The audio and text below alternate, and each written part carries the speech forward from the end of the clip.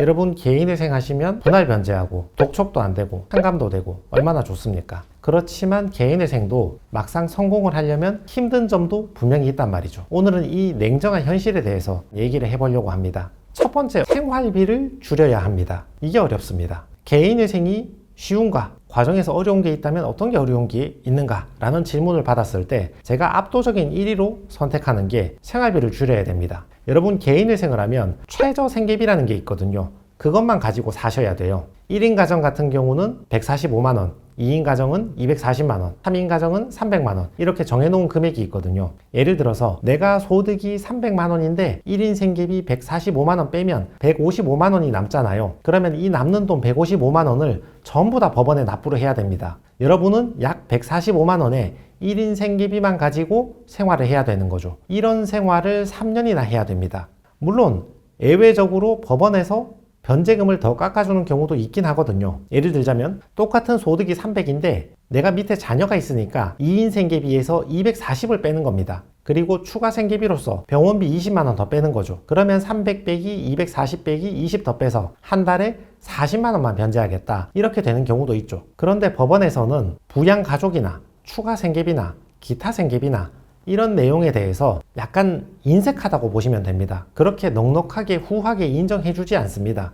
그걸 다 인정해줘도 생활비가 그렇게 크지 않은데 그것마저도 전액 다 인정해주지 않는 경우가 많이 있단 말이죠. 예를 들어 4인 가정 기준으로 배우자가 전업주부고 미성년 자녀가 2명이니까 4인 생계비를 주장하면 될 것 같지만 실제로 신청해보면 법원이 하는 말은 배우자도 성인이고 일할 능력이 있으니까 배우자가 1명 양육하면 되겠네. 채무자는 자녀 1명, 2인 생계비만 반영하라. 이렇게 보정 권고가 나오는 경우가 많이 있고요. 또는 부모님을 모신다고 주장을 해도 부모님이 소유하는 집이 있으니까 부모님 재산이 있으니까 부양할 필요가 없다. 아니면 부모님이 재산도 없고 소득도 없지만 형제들이 있지 않느냐. 형제들이 부양하면 되지 뭐하러 채무자가 부양하느냐. 이런 식으로 부양가족에서 빼라. 이렇게 나오는 경우가 있단 말이죠. 그래서 최대한 부양가족과 추가 생계비, 기타 생계비를 반영을 하겠지만 그럼에도 불구하고 여러분은 3년 동안 생활비를 극도로 줄이셔가지고 검소한 생활을 하셔야 된다.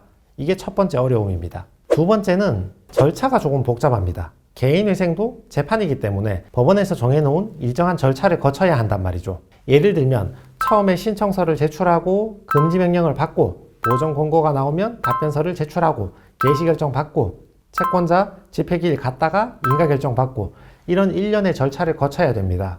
근데 서류를 제출하는 자체는 힘들지 않거든요. 발급받아 제출하는 건 굉장히 쉽습니다. 대부분 온라인에서 발급이 되고 온라인이 서툰 분은 주민센터 가서 한 번에 다 발급받아가지고 제출하면 되는 거니까 서류 제출하는 거는 사실 힘들지 않습니다. 그냥 그 출력한 서류의 양만 많을 뿐이지. 채무자에게 조금 까다로운 게 있다면 사용처 소명이죠. 그 채무를 내가 어디 썼는지 설명을 해야 되거든요.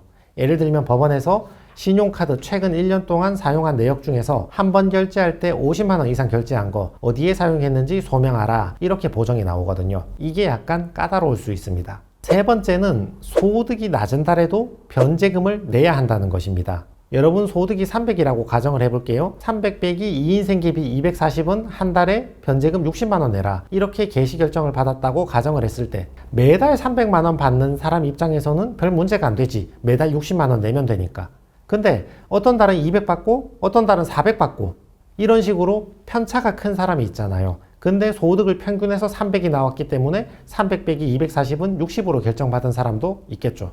예를 들면 일용직이라서 일이 있을 때만 있다거나 아니면 인센티브 제도라거나 우리 회사는 기본급은 작은데 상여는 연말에 몰아서 나온다. 이런 사람들은 월급이 낮을 때는 변제금이 부족하면 가족들한테 빌려서라도 내야 되고 연말에 상여가 많이 나오면 그거 가지고 이때까지 부족했던 걸 갚아준다거나 이런 식으로 알아서 처리를 해야 됩니다.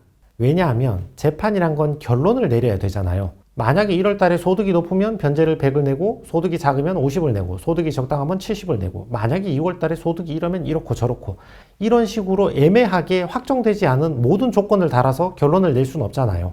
법원 입장에서는 변제금 얼마 딱 결정을 내야 되기 때문에 한번 정해버리면 소득이 들쑥날쑥한 사람 같은 경우는 소득이 적은 달에 부담이 좀 생길 수 있죠. 네 번째는 3년 동안 쉬지 않고 일을 해야 된다는 것입니다. 앞에 가정을 든 것처럼 소득이 300인데 2인 생계비 240 빼고 60 낸다고 가정을 해봅시다. 그러면 생활비 쓰고 매달 변제금 60만 원 내려면 매달 300을 벌어야 되잖아요. 그러니까 3년 동안 쉬지 않고 일을 해야 되는 거죠.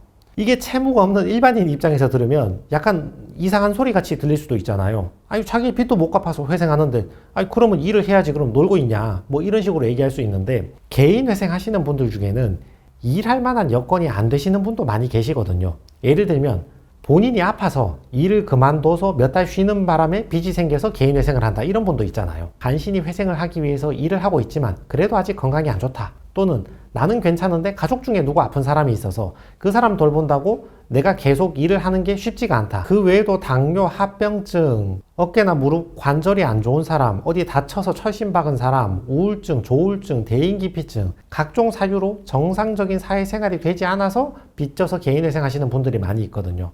이런 분들 같은 경우도 일하는 게 힘들고 집에 있고 싶어도 꾹 참고 계속 3년 동안 일을 해서 그 변제금을 내야 되는 게 어려움이죠. 차라리 나이가 20대고 젊으면 부모님 도움 좀 받아가지고 변제금 내면 그만인데, 부모님도 연로하시고 나를 도와줄 사람도 없다 그러면 아파도 참고 일을 해서 변제금을 내야 되는 거죠. 변제하다가 실패해버리면 절차가 폐지가 되니까. 자, 그래서 결론을 말씀드리면 개인회생이 채무 탕감도 해주고 분할 변제도 해주고 독촉도 막아주고 여러 가지 장점이 많이 있지만, 그래도 생활비를 줄여야 되고 복잡한 절차를 감소해야 되고 소득이 낮은 달도 변제금을 내야 되고 3년 동안 쉬지 않고 일을 해야 된다. 채무자가 감수해야 될 부분도 있으니까 미리 한번 숙지를 해봅시다.